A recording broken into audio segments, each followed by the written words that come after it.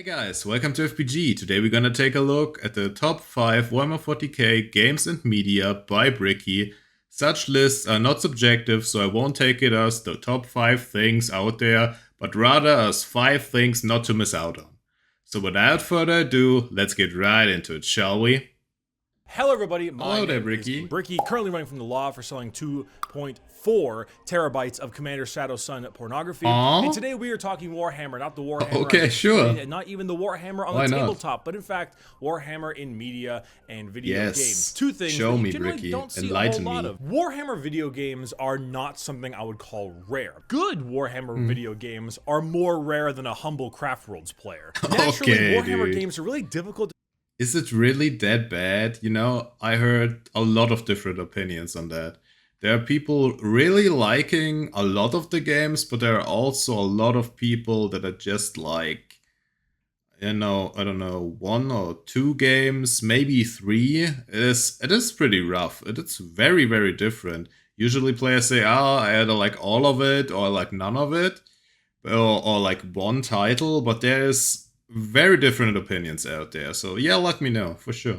To translate as video games from the universe. One, because of the insane varying levels of power. Like, how can a civilian take on a guardsman that's a trained good since point. birth, take on a space marine, take on a custodian, take on a tyrannid like tyrannocyte or just a gigantic tyrannid monster, which then takes on an imperial knight and an emperor class titan and a tyrannid bio titan, and then you get into the insane levels. You know, that sounds horrible for basically every video game. It is like insane power creep. You couldn't stop it. You couldn't do anything about it. And if you make it all on the same scale, it's just the players would most likely hate it. You know, you play something that in the lore is basically so OP it could destroy worlds, but it loses against a normal guardsman. You know, that would be weird. I guess that's a very fair point.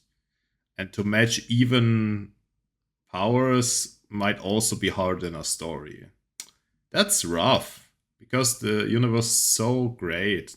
That's really kind of rough. Of the fleets and the naval battles, and it's just a whole new level. Having that all come together and fight each other is already ridiculous enough, but then you can't do a whole lot with the narrative either, because having different influxes of character motivation doesn't really happen in Warhammer. Everyone is so devout to either their cause or they just aren't thinking, as in things like Tyranids and Orcs that have only a singular goal. But then you have the Imperium, and when you're in the Imperium, you can't go around being like, you know, maybe chaos ain't that bad. If you're not 100%. No, it's not. You know that there's Nurgle and he loves you and all of that, so it's kind of fine. It's kind of fine. You can join. It's okay. No, but those are really fair and interesting points, because most of universes don't have that kind of struggle, you know? There isn't everything as hard in their beliefs and just follow their one way, but 40k basically is that a lot. You maybe could do something with the fanatic cults or stuff like that, where, you know, a bunch of space marines are rotting out a cult, or you play, I don't know, a cult leader. Yeah, that would be weird. Okay, let's grab that. Emperor's Grace is fully zealotous, then you get shot in the head. So having any kind of like fall from grace or character motivations where they kind of go against their government and the masses doesn't really happen. So naturally, unless you're doing some kind of like soldiers and brothers in arms story, or maybe like a detective story, i.e. Eisenhorn kind of books with the Inquisitor, it's kind of hard to make. But I think you can also make a great narrative line with the very fanatic, you know, following your beliefs, but you as a player seeing it maybe very different. You know, your character sees it one way, but you see it a very different way. And in this type of gameplay, you could really reflect on it and what's happening. Maybe, you know, following Astartes totally in their beliefs and seeing what horrors they basically commit or stuff like that, and they are 100% righteous in their own mind, but you as a player see what's everything that's going on. I think people would like that. I think so. Make a lot of content. I think I would so like through all it. that turmoil, though, there are some pretty good ones, and that's what we're going to do today. We're going to kind of rank, but mainly just discuss the top 5 Warhammer video games, as well as talk about 3 pieces of Warhammer media that I think you should probably check out if you're a fan of it at all, and they come from different backgrounds, so I think it'll be interesting. First off, let's do that Warhammer media part, because that's a lot easier to cover. Okay, I like your hat, by the way. First up is the Astartes. Oh yeah, that's great. Astartes, like, solid. Come on. What are you doing? I'm sure you have, because there's got millions. Yes, of people. yes, I have. Like one person down there in the comments section is like, "Oh, I hadn't seen Astartes." It's like, good, watch it. It's amazing. It's a 5-part little series made by, I think, pretty much one guy. Maybe he has some friends, but I think it's only the one guy. And he made a little fan film about some space marines going and securing some kind of cargo from either some kind of PMC or heretic cultists. I'm thinking it's a PMC. They didn't look fucked up enough. It's not just a simple, like, marines punching elves or punching orcs. It's got a little bit more intrigue. It's a lot more subtle, which I like a lot. It also does a great job at adapting the lore. For a large majority of it, at least in a large majority of games, Space Marines kind of just like walk into battle, doing like a Chad stride, thinking they're so fucking hot shit. When in reality, if you think about a legitimate war zone or something, the Space Marines, while they do look cool walking in, which they do sometimes, they're a lot faster. They run incredibly quickly. They're constantly spoken that nothing that big should run that quick, and they're very tactical. They take positions. They have orders. They have not just bolt guns and giant thunder hammers and stuff. There is the good old Astartes combat knife. And it's nice to see all that stuff represented in a much more, I say realistic, it's Warhammer, but a realistic way. Pretty much all these things will be in the description, so you know, but definitely worth checking out. It's not too long. It was super cool. Go look at it. Secondly, we actually have a Warhammer film. Now, Warhammer movies, there are a couple of them, and unfortunately, they pretty much all suck. Any of the ones that you might think, oh, it was okay. Because I asked. It's not. It's probably just we have none of them. So the fact that we have anything that has like a little bit of effort put into it, you're like, oh, it's all right. When in reality, it's pretty terrible. That's pretty sad. It's like really big Resident Evil fans that like the Resident. You know, it just over the years, there's almost no video game franchise that was put into a movie that was liked by a lot of people. They always kind of fuck it up, and I don't really know why. There's such great pieces you could transform very, very well, but unfortunately, basically all of the time, they fail horribly. It was the same with the Warcraft movie. It came out, it was okay, but, you know, basically all of the player base hated it. There were just a couple of diehard fans that liked it, and some people from outside the fandom, you know, saw it and yeah, it's a nice fantasy movie. But if you're really deep into all of that stuff, that movie kind of sucked. A lot. Sadly. Evil movies. Like, they're not good movies, but they can be dumb fun sometimes. I get it. However, the best Warhammer film is not even a Warhammer film. What? Now, there's a film called Event Horizon. It's in 1997 by Paul W.S. Anderson, I believe is the director. Now, speaking of Resident Evil, he directed a lot of the Resident Evil films, as well as, I think, Alien vs. Predator and a few other things. I don't particularly consider him a fantastic director. I think most of his movies are kind of mediocre. That being said, Event Horizon scratches that perfect Warhammer deep space sci-fi horror itch. If you want to take Dead Space, Alien, and a bit of Warhammer and mash it together, you have Event Horizon. And the whole purpose of the story is it's far future, and there was a ship of the name of the movie, and that ship was in the orbit of Neptune and just disappeared. And then, like 4 years later, it's back. No one knows why. So you're gonna go investigate it. And it is exactly that. And apparently it was a big inspiration for the first Dead Space game, and it makes a lot of sense when you do watch the film, but it's very creepy. It's got that awesome part where, you know, not only is there a danger, but you also the danger of space and all the issues that space comes with. It's not perfect. There are some character motivations or character actions in the first third that I really don't like, and the effects don't always hold up, but for a Warhammer film, it is the best non-intentional Warhammer movie you're probably gonna get for many years. That's crazy. And last but not least, we have the Emperor Text-to-Speech series on YouTube. Now, a lot of people asked me when I made my video a bit. I haven't done that yet, but I wanted to watch it because this was recommended actually a lot. And it seemed that a lot of the community really likes the series. So I want to take a look at it. I don't know how big it is yet, but I have it on my list. But I hope it's not, 120 episodes, because that could take a while. I mean, it's nice to watch, but for a channel to go all through that and upload it would be a lot. I mean, I would do it, but still, it would be maybe kind of rough. So let's see. Ago about Warhammer YouTubers, why I didn't mention him, mainly because I wanted to save it for this video. The text-to-speech series is a very cute concept. It is just a little Warhammer YouTube episode series where the Emperor gets a text-to-speech device implemented into his body, and now he can speak to the Captain General Custodian, nicknamed Kitten, because it turns out all the Custodians have turned into a gay orgy because they've been stuck there. Oh, nice! So long, which, because of that, provides the rarest thing since fucking Bigfoot. An actually good JoJo meme. Wow. Okay, dude. Okay. What in the name of terror on fucking roller skates is this? God bless him, he's done the impossible. It's very cute watching this series because it provides a lot of things. It's obviously a comedy, and it's meant to be, but it's a comedy from someone who actually understands Warhammer lore, and in a sense, it's definitely not something you should take as gospel, but it does. You know, there were a lot of, what are they called?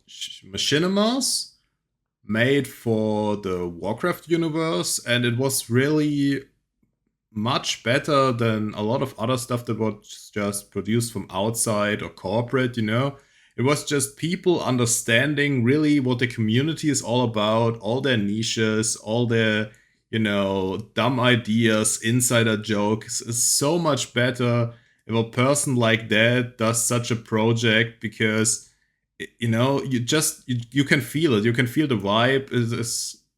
It doesn't feel weird to you. It's just, it works. And that's the great thing about it. I think that's why such series are always one of the best things you can have.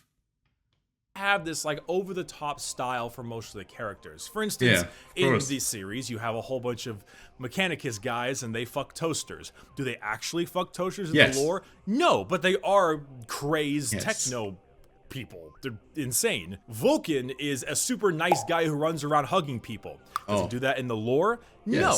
But the Salamanders are known to be a much nicer and caring chapter compared to most Space Marines. Magnus is a Yu-Gi-Oh loving nerd. Is he actually? No. He's just a fucking nerd. It's wonderful. It is very funny, and I would highly recommend it. And you do maybe need to slog through the first couple of episodes because they are a bit older and lower budget, but as time goes on, they get really good, especially after episode like 10-ish. And they're pretty short in the beginning. They get longer later on. So at least highly recommend. At least 10. Give it a watch. It's very funny. Fine. And with that being said, let's move on to some Warhammer. Maybe you can watch them in chunks, Speaking to, Father. Damn it, Hogo. Shall close that cavern in your skull before it vomits forth more agglomerations of vexing questions. My skull yields no hollow rock. That picture looks so great. Starting us off at number 5 for Warhammer video games, we have Space Hulk Deathwing. Now, Space Hulk Deathwing is a fine kind of Left 4 Dead style game. You play as 4 separate Terminators, and that's what, Deathwing is. I believe it's Dark Angels chapter, if I'm not particularly mistaken. But you start as Terminators, and you are exploring a Space Hulk. And Space Hulk is basically a big old derelict ship that's gone dark for God knows what reasons. Demons, Tyranids, who knows. So you kind of go through your little Left 4 Dead style thing, you kill a whole bunch of Tyranids, utilizing a whole bunch of weapons, and that's kind of your game. Personally, I don't think Space Hulk is a particularly amazing game. I think it's good for a good 10 to 15 hours of fun, and then it gets a little bit repetitive and you kind of get tired of it. But I like that. I like, especially lately, if you don't have that much time to spare, you have very limited time, you have to do a lot of other stuff. I like games that are kind of streamlined and you just have, your 7-10 hours of fun with maybe a streamlined story, not too much open world, because open world games are great and all, but you don't always have 150, 200, 300 hours to spare to really check everything out. Sometimes you just like condensed story and fun gameplay. You just can play for a couple days and it's over with. Especially if you're, big MMO gamer like me, You wasted so many hours, thousands and thousands of hours in those kind of games. They're just never ending. You can always do something and it's always going on. You're wasting your time. You're wasting so much of time. You know, you really appreciate some small games you can have just some hours of fun with and get it over with, get a great story delivered and move on. That's just great. Visually, it's very well done. The look of the plasma, that's and good. Your power swords, like and your that. flamers, and the way the Tyranids attack you and all. It looks very good. I like the very Warhammer style aesthetic and the music, and they nail that pretty well. I do think it's a solid time for a short time, but I wouldn't buy it at any kind of full price. I'd get it if you could find it on sale for maybe $5 and grab a few Warhammer friends. I'd argue that it's at least worth a little bit of your time. I don't think it's particularly amazing, but maybe like I can look around. Warhammer games are not particularly amazing as a whole. So I'm kind of breezing through this one just because it's not a fantastic title, but it's worth at least trying, at least checking out a little bit. At number 4, we have Warhammer Space Marine. Now, Space Marine is a very fun game that I think people think a little bit too highly of. It's enjoyable and a little more streamlined. So if you're just a kind of a regular casual gamer, you want to play a fun game and you don't even care it's in the Warhammer universe, you probably still enjoy this. It's a third-person shooter combined with a kind of beat-em-up hack and slash. I guess it's more of a beat-em-up kind of style game where you go around blasting a whole bunch of orcs that have invaded some kind of Imperial planet, and you also smack them in the face with power swords and stuff. And it's pretty damn satisfying at times. The gameplay loop is by far the best part of this game. It does not ever get old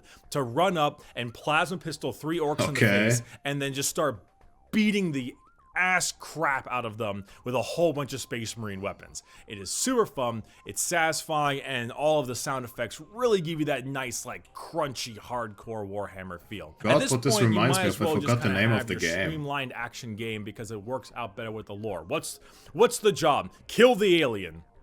Cool. The orcs definitely steal the show, I'd say. There's a little bit of chaos in there as well, but the orcs are by far more fun. They have that stupid, like, over-the-top Cockney accent with a whole bunch of the green skins that it's always funny. Okay, that sounds good. The orc war boss in particular is actually, I think, a very, very fun character. Ooh, I like he looks quite a bit. cool.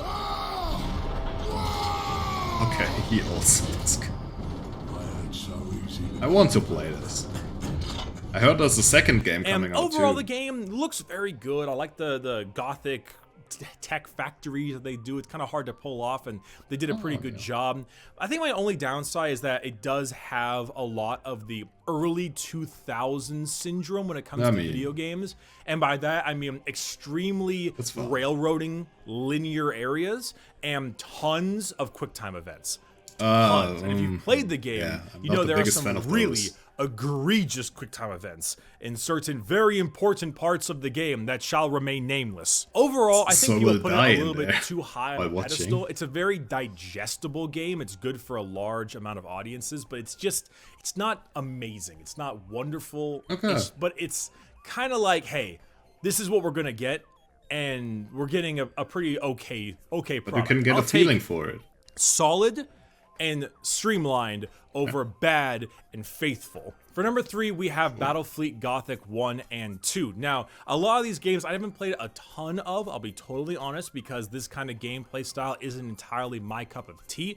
That being said, I am getting a lot of this recommendation via osmosis and asking various other Warhammer fans what they thought of the games. Personally, 2 sticks out the most because it opens with one of the biggest events in Warhammer history, which is the Fall of Cadia. And naturally, as a big Guard player myself, the Fall of Cadia is probably my favorite event in the Warhammer history. It kind of has like the Avengers Endgame feel to it, where, you know, if you go watch Endgame, we can probably... Maybe I can try this game, but as he said, I also don't think that would be very much my type of game.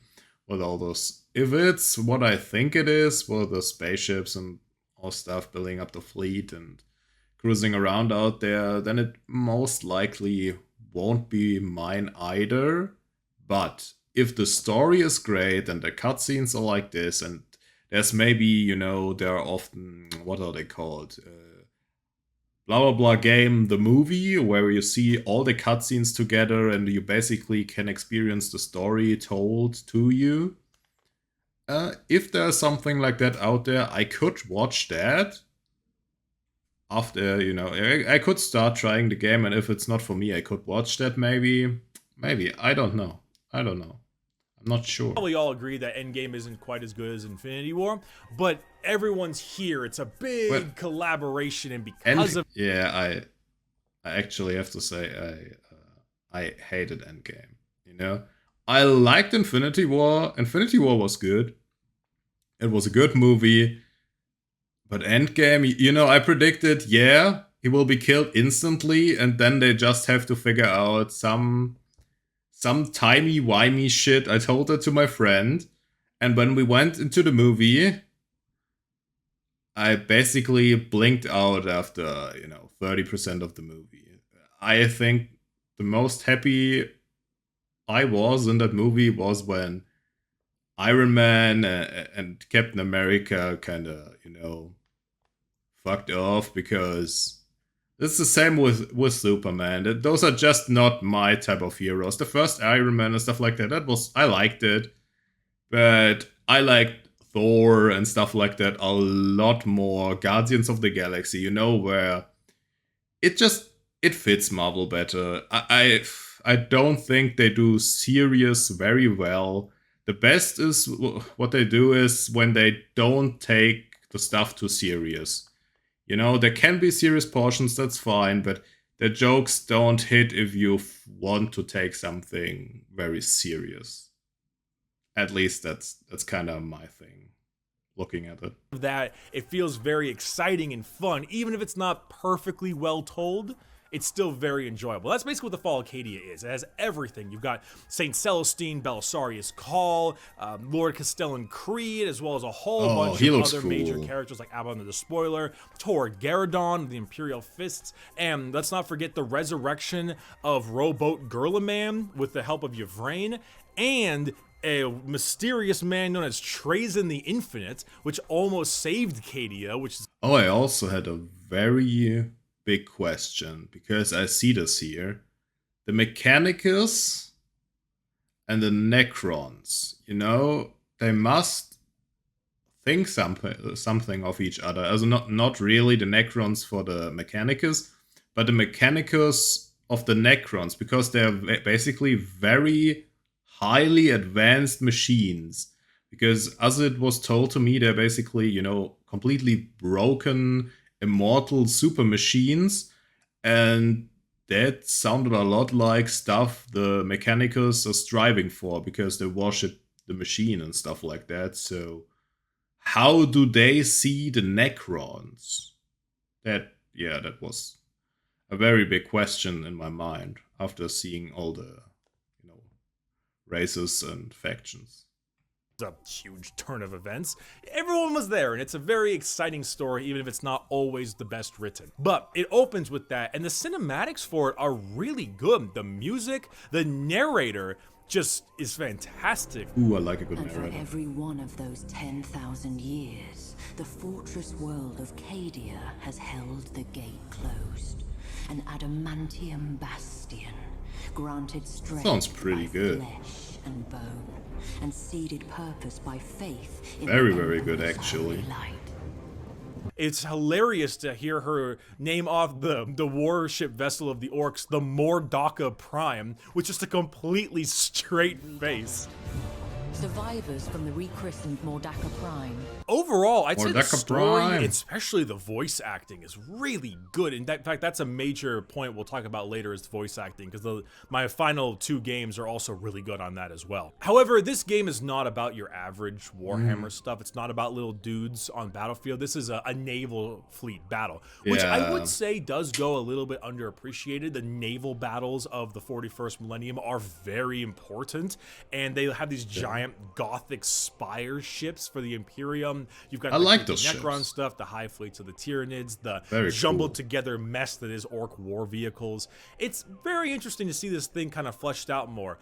The gameplay, however, is much more of a tactical, slow-paced things about rotations and shields and all that kind of attack formations and things like that I'm not overly interested in. However, the music, the voice acting, and also the large swath of people you can play as between the Necrons and the Imperium and the Eldar and such does really make it a good recommendation. That's sad. And everyone tells me it's also a wonderful game, so I wanted to go ahead and mention it because there aren't many great Warhammer games, and I do feel like this one in particular does deserve a recommendation. Moving on over, for number 2, we have the Dawn of War. I really want to like it, but you know, all those fleet battles and stuff, that was never my kind of gameplay. There was this, what was it called? Is it EVE Online? I don't know if it's EVE Online, you know, with those where you get your ships and have massive battles with a lot of people.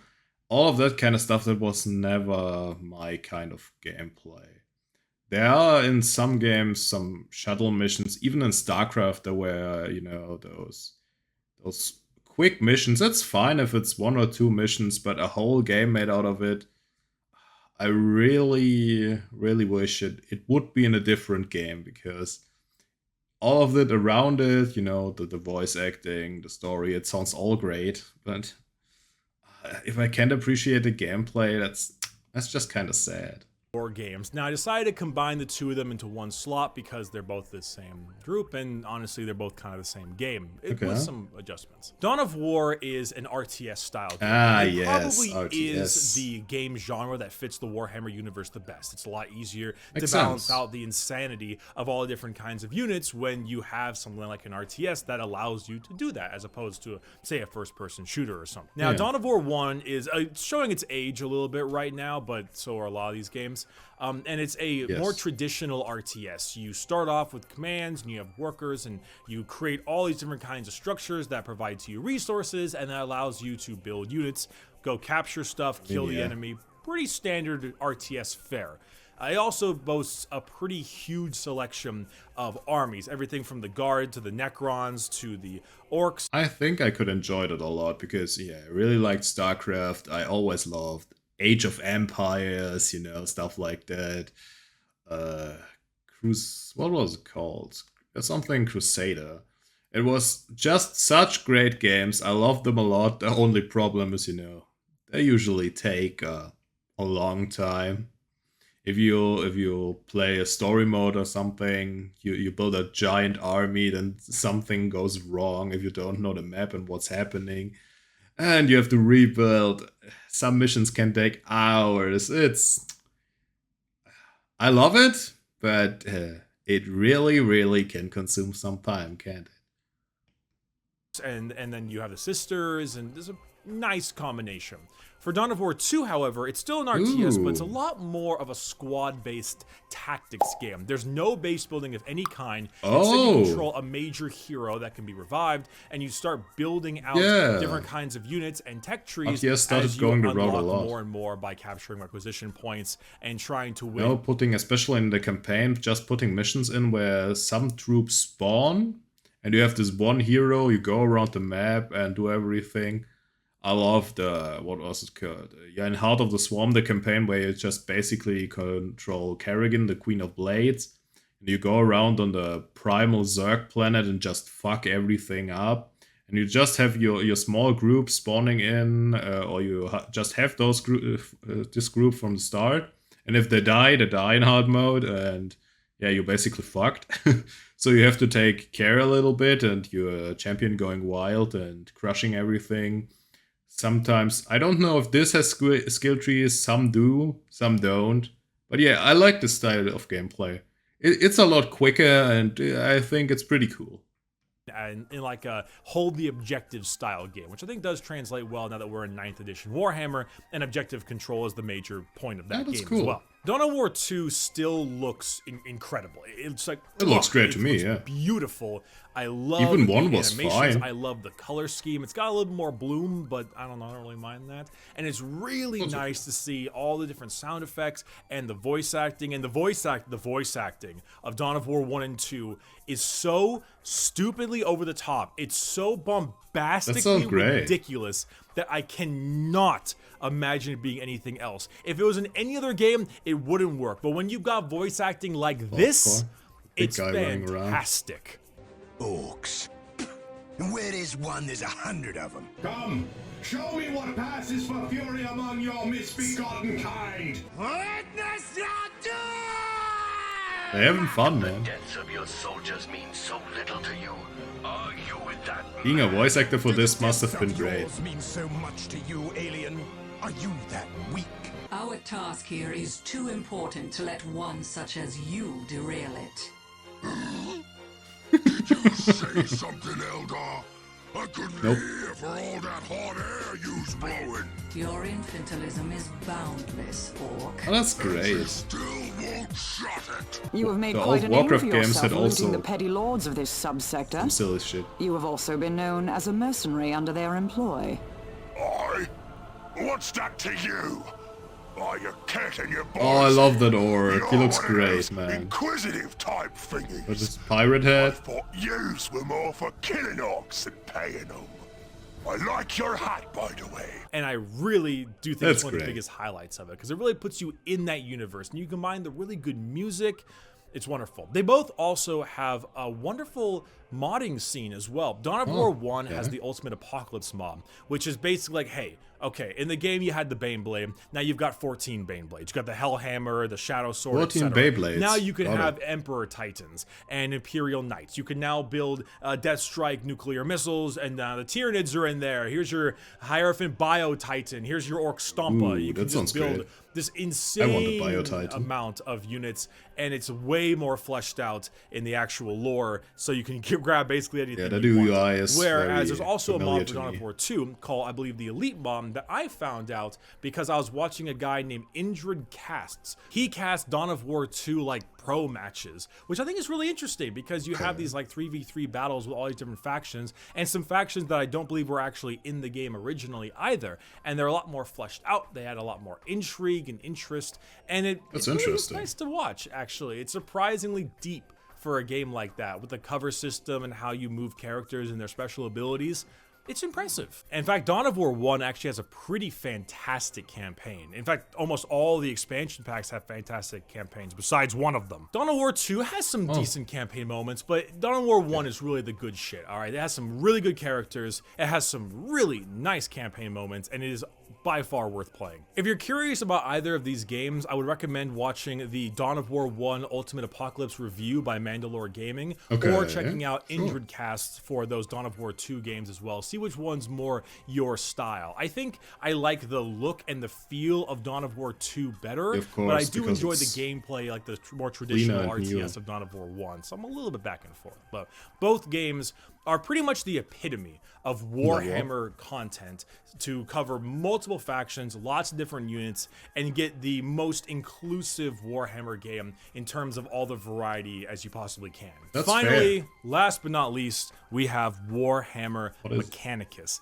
I would argue Mechanicus. Mechanicus is the best Warhammer game currently on the market. Right now, it Okay. is number one. The only reason you might consider Dawn of War better is because it has more of the things you might want. Mechanicus is much more streamlined. You play as the Adeptus Mechanicus, and you are an Archmagos, Archmagos, I don't know how it's pronounced, Magos, and you have stumbled upon a Necron tomb world. And your job, go look at it, purify it, That sounds exterminate great. it, do whatever you can, and finish off the Necrons before they all wake up, and you got to get the hell out of there. If I were to tell you a bullet point list of what makes it great, I can imagine all of you thinking to Oh, is yourself, this where this shit, come from? why haven't I played this yet? love Well, this. first off, it's an XCOM style game. So you have top-down view, moving your different units certain spaces, and they have special hits. However, unlike XCOM, no random chance. If you can shoot it, you're gonna hit it. It's a Darkest okay. Dungeon style game where each encounter is moving through a little bit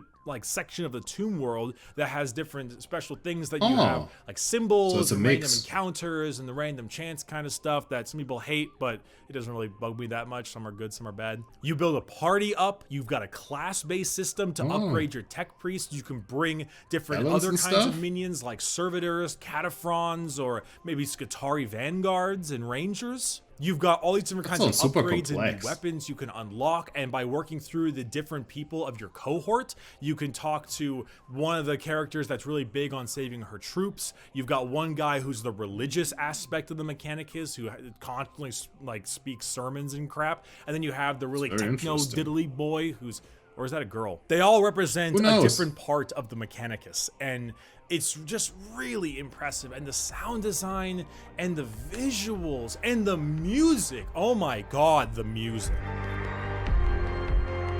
I will like that beat. Maybe I will learn about how the Mechanicus think about the Necrons then in this game. Maybe. Because it's super interesting to know how that works.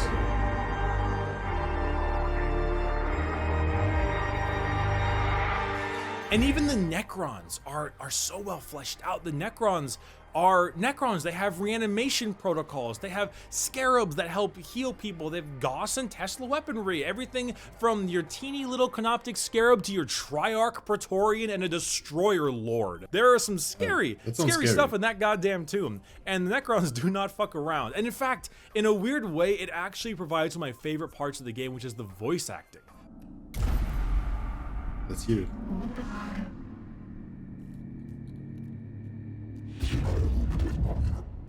Oh. Stylistic voice acting.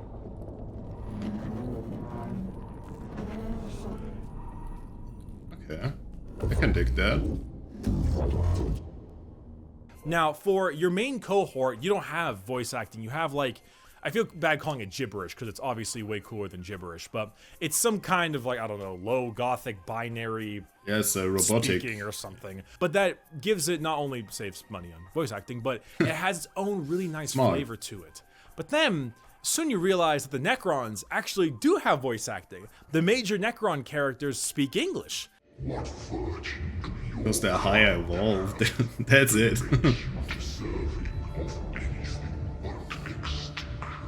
Big smart. And that got me thinking a little bit, like, the Mechanicus believe that flesh is weak, and they strip themselves of it the best they possibly can in order to, but it got taken from the Necrons, right? To remove their weakness and everything from their actual flesh to even their mind.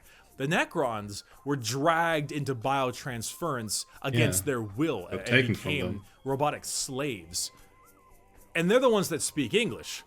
So they're pretty much the opposite of each other. Odd turn of fate, the Mechanicus, because they don't speak English, are more alien than the Necrons are. Which I just think is so fucking cool. If I had to have any downsides to Mechanicus, it's that the opening is a bit too hard, and the ending is a bit too easy. The opening can be pretty brutal, and then as you get going, it becomes a little bit too easy and you start to steamroll. Honestly... But that's a lot of the games. You know, especially if you don't understand the mechanics of a game, you really get into it, you dig yourself into it, and you get better and better at it. And especially with talents, gear, everything stockpiling, at the end of it, you usually steamroll through it. There are not a lot of games where the end boss really is the hardest boss anymore. You know, maybe the old games, yes, of course.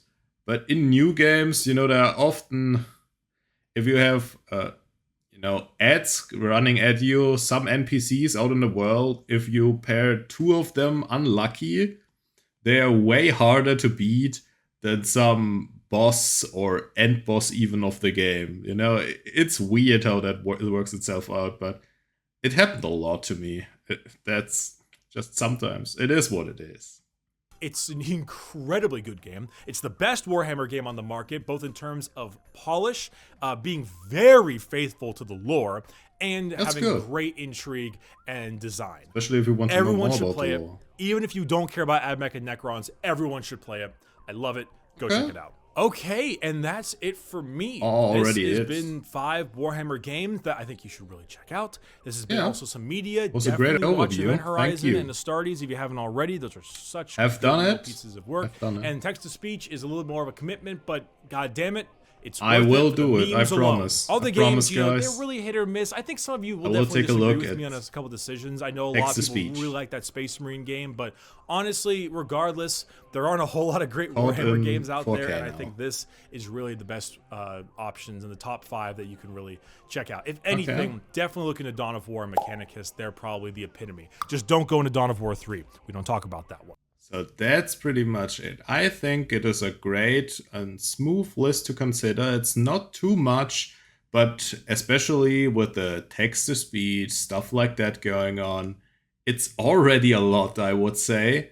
So that's kind of good. Also with Dawn of War 3, I don't know, people told me about that, told it's a shit game, but is really the game the problem? Is the gameplay the problem? Are the cutscenes the problem? Is the voice acting the problem? Or is it just everything combined? Because I wanted to maybe, if I get into Dawn of War 1, 2, I might want to know about 3, and would have just, if the gameplay is shit, you can watch one of those cutscene movies where it's everything of the game basically cut together, where you can experience the game without really playing it. So if the story is worth it, if that stuff is worth it, I might still be doing that. But if you say, it's everything, the game is just trash, then I wouldn't worry about that, I guess. But yeah, some of the games looked really great. Obviously, Astartes I've seen. I think the movie recommended I've seen too. But for the games, Mechanicus really looks awesome. It just looks great. I usually don't play that much, turn-based. I haven't played it a lot. I have played Baldur's Gate, the new one coming up, the beta. I tested this out with friends.